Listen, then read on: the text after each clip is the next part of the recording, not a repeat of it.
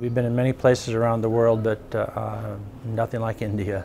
I was expecting to be introduced to a fascinating country, something very extraordinary, something I have not seen before. Just a different people, you know, different culture, different tradition, the way different people live, the colors and the foods, and just the whole ambiance, the whole feeling of the place.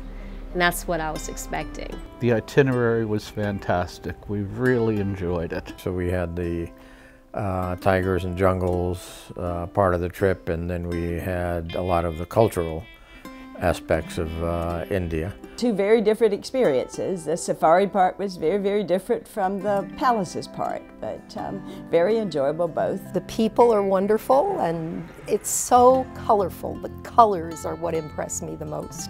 I've never been any place where people were more willing to smile and wave. The people are genuine and happy and carefree and receptive to meeting Americans. Some people were, I think, even in remote villages, they were even excited about touching you. So I think it added to the flavor. So it really helped see the country, not just the tourist attractions, but also the way people live. I always felt safe wherever I was. I didn't feel unwelcome anywhere. In fact, the opposite. I felt very welcome everywhere I was. First of all, we covered an amazing amount of territory in the 20 days.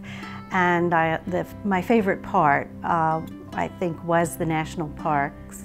They were magical. When you travel for history, culture, and nature, the hotel must be part of the experience. So the fact that we stayed at the lodges when we visited the nature, and the fact that we stayed in the palaces when we were touring the cultural palaces and the cultural and the old historic cities, I think that added to the flavor. We really emerged into the setting. I think one of the most enjoyable parts of the trip was the long bus rides that some people were complaining about. I thought they were great because every time I stuck a camera out the window, there was a woman in a beautifully colored sari, and it was just, the colors were everywhere. At least when you're driving around, it's not like just flying and dropping in. You actually feel like you learn a little bit more. Normally when I travel, I lose weight, but not in India.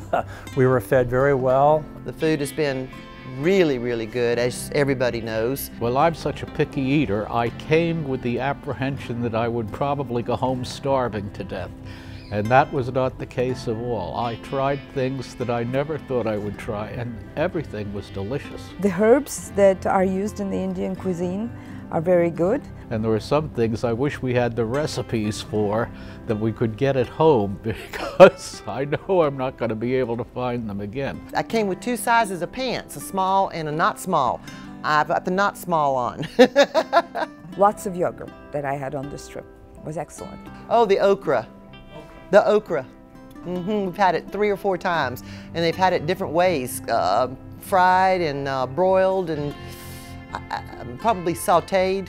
Wonderful. And some of the desserts were absolutely fantastic. We really enjoyed the food, and I know I didn't lose any weight. In fact, I might have put on a few pounds or kilograms. 19 days is a fairly long trip, but could have been 26 as far as I was concerned. It would have been fun. So. Sights and the sounds, the total experience was just so incredible. We'll never forget it. So, you know, overall, it was a very good trip. Couldn't ask for anything more. I'm very, very, very glad I came.